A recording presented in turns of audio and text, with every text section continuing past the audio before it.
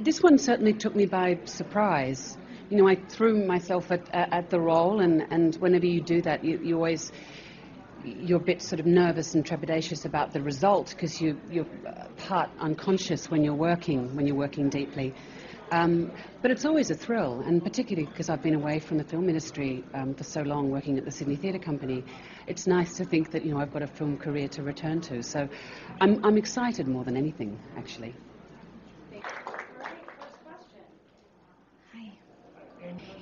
David has a way of challenging an actor past what they think they're capable of, and it's almost in a way that he just sort of keeps on you until you give him what he saw in you when he wrote the role.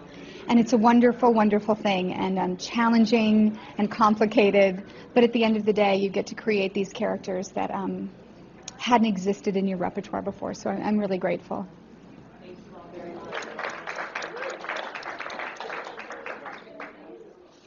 And he meant for that experience to be exactly that, an emotional and a very visceral experience for the moviegoer. He wanted it to be so. At one point in the film, he turned the perspective of the camera so that you could step on board.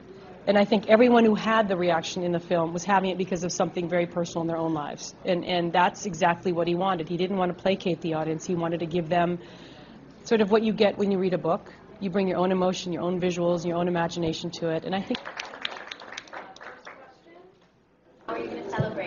Oh, I haven't thought that far ahead. I don't want to coup de grace anything. I'm going to celebrate no matter what. I'm already in celebration mode. I'm going to enjoy this. This is my first time nominated. And if I ever get nominated again, who knows, but there will never be another first time. And so I'm going to enjoy this one. Yeah. Next question is about? Wow, a podium and everything. Okay.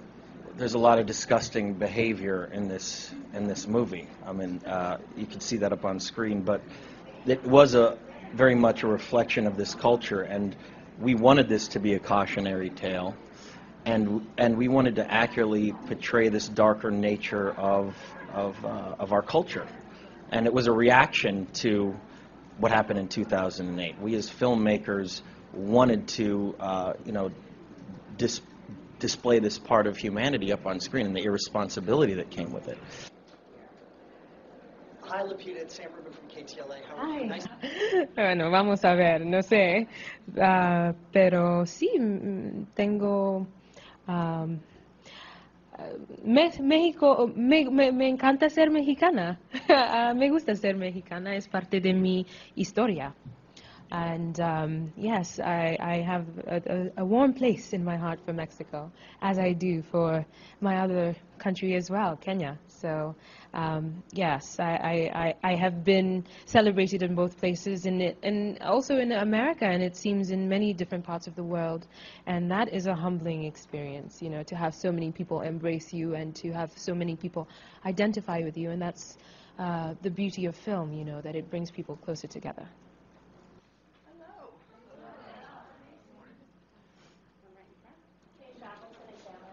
Well, it's very exciting. I feel like I'm a part of a community that, you know, those of us that are lucky enough to be nominated for the Academy Awards are gathering here to sort of celebrate together. And that, I saw Lupita upstairs and other people that I've known. So it's great. It's great fun. Nice to see you. Hey, Jonah, it's Sam Rubin from KTLA. How are you? Congratulations to you. You know, Martin Scorsese is my favorite filmmaker of all time. You know, Goodfellas is the reason I wanted to make movies, spend my life making movies and dedicate my life to that. And money is never a concern to work with people like Martin Scorsese. I would do whatever I would paint his house if he asked me to. Hey, good afternoon. Hi. Hi. I'm absolutely living the dream, and to be able to work twice with David O. Russell and Cameron Crowe in the fall, I mean, it's like I can't believe it. And to be able to be a part of this kind of thing 2 years in a row, I mean, I just keep waiting for her to take me away and say, I'm sorry, sir, what are you doing here?